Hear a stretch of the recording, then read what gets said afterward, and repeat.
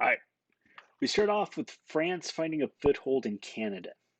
Now, you've got to keep in mind that when it comes to the New World, you had Britain, France, Spain, Holland, all of the above pretty much was trying to get some kind of a foothold in North America. Now, some of the countries had gotten here earlier than others. For example, Spain had gotten a really good head start in both North and South America. And as such, they had gone through, they had built up empires, they had taken a great deal of treasure back to Europe. For their respective nations, and they were able to do a whole lot. Now, in this case, we're going to look at how France was doing. Now, generally speaking, we have a tendency to think more in terms of US history about how Britain was the predominant force, but you got to keep in mind they weren't the only ones here, okay?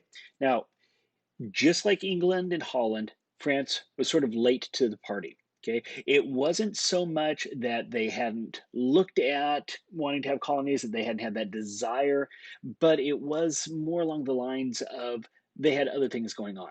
They had problems within their own nation, they had issues they had to work with, and as such, it wasn't on the front burner, as the saying goes. They were sort of looking at this, from a late point of view. Okay, now you've got to understand this was a point in time where France was convulsed in the 1500s by foreign wars and domestic strife. You had not just France fighting with other nations in Europe, but there was also internal issues. There were the difficulties of sectarian violence. There were the Huguenots, for example. There were the French Protestants versus the French Catholics. You had basically religious warfare going on. And so all of this is happening within France. And as such, they're having to kind of look at what's happening just domestically. They're not able to just go about looking at what can they do on a global scale.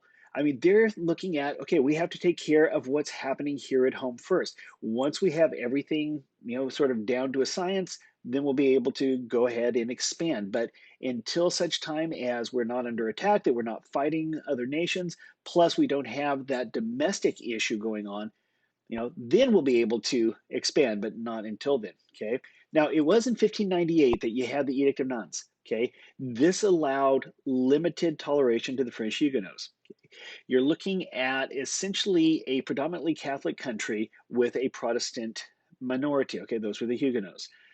This edict was going to allow some limited toleration to them. It was going to give them some rights and things like that. However, they were going to essentially maintain a sort of second class citizenship status. Now, I know you can look back at world history and you can think about the class system in France in regards to the nobility, the church, etc., the different estates. But even in this case, you're going to have a hierarchy within some of those estates. And in this case, you had the Huguenots were not going to be doing very well. Now, you do get a new king around this time. You've got King Louis the 14th, and he has an interest in overseas colonies. Okay, this is a king that wants to see France expand. Okay, we are looking at the fact that you've got some stability in France now, that you have that peace, and now is the time for France to expand.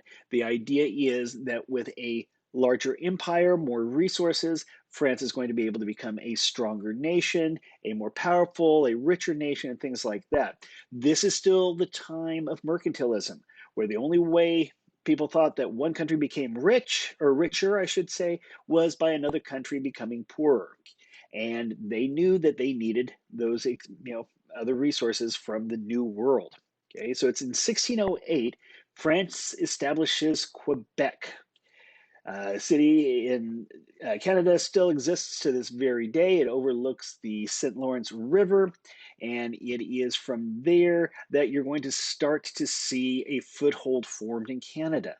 Now, the French are going to have a much better time in Canada, and they're going to be able to establish things there, whereas Britain is going to establish more along the lines of New England, the middle colonies, the South, in what is present day United States territory.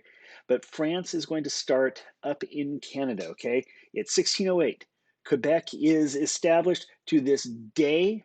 The province of Quebec is still got French as their primary language. That's why if you ever look at anything from Canada, you'll see everything is written in two languages, English and French. And, it is still that way to this very day. So you have the creation of Quebec. It's overlooking the St. Lawrence River, and that's going to be really the starting point for everything that's going on there. Now, an individual to look at at this time is a guy by the name of Samuel de Champlain. Okay, he's a soldier, he's an explorer.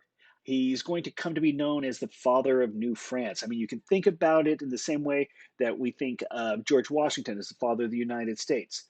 Um, Samuel de Champlain, he's going to be the father of New France. And he's going to go about developing what's going to become New France in a rather clever way. He's going to work closely with the native tribes. Okay, he's going to enter into friendly relations with the Huron Indians. Okay, he's going to side with them and help them to defeat another tribe, the Iroquois.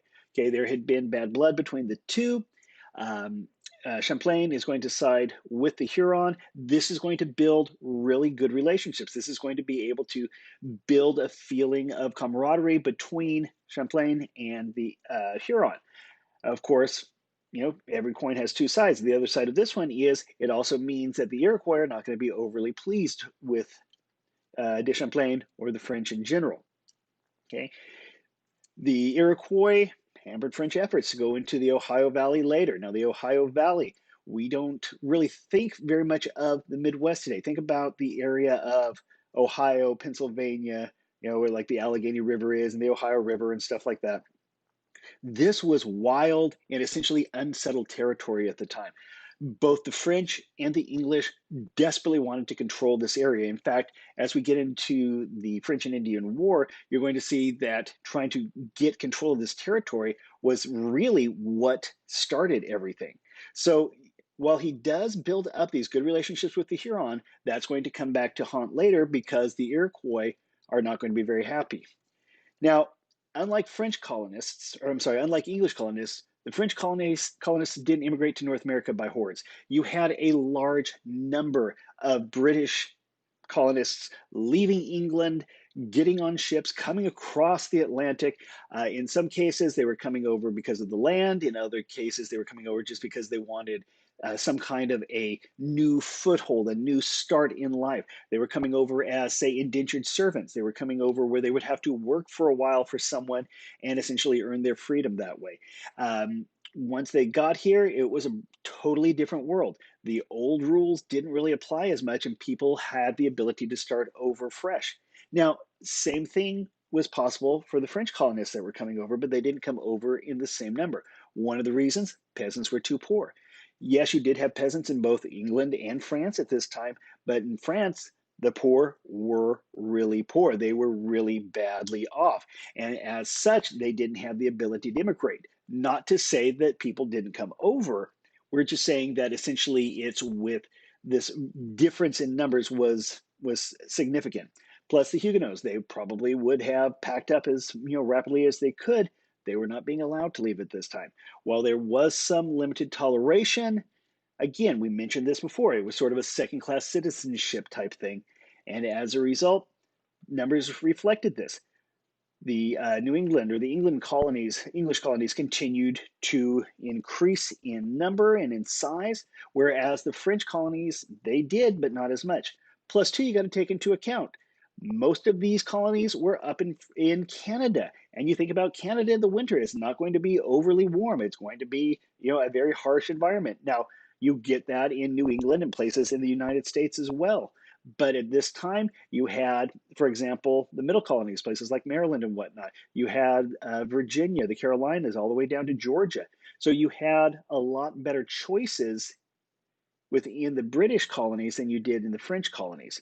Both sides were going to continue to put people into their colonies. It's just that essentially France was going to really not have the same numbers as the British ever would.